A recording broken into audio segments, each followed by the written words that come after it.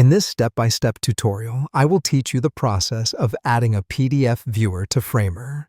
First and foremost, you will need to upload your PDF file to a popular cloud storage service of your choice. You can choose from a range of cloud storage facilities, such as Dropbox or Google Drive, to name a few. Once the PDF file has been successfully uploaded to the cloud storage, your next task is to secure a direct public sharing link for the uploaded PDF file.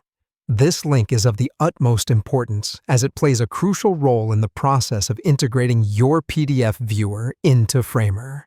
Ensure that this link is publicly accessible, as this will allow Framer to access the file for viewing purposes. The journey doesn't end here, as your next task involves diving into Framer.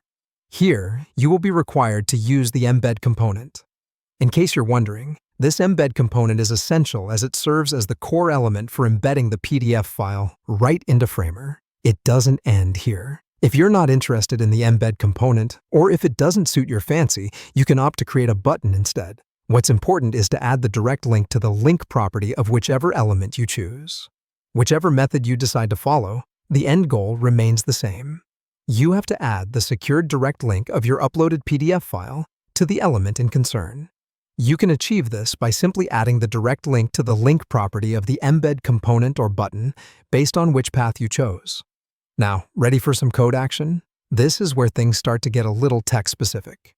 In the embed component, you're going to put to use an iframe tag and pair it up with a SRC attribute, directing it towards the PDF link.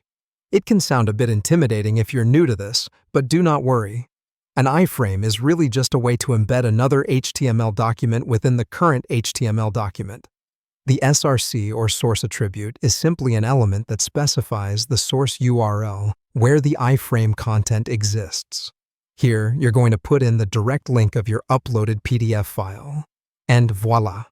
Before you know it, you have successfully added a PDF viewer right into Framer. With your PDF file now accessible and integrated into Framer, users can conveniently view it without any hassle. Now that's what I call a job well done.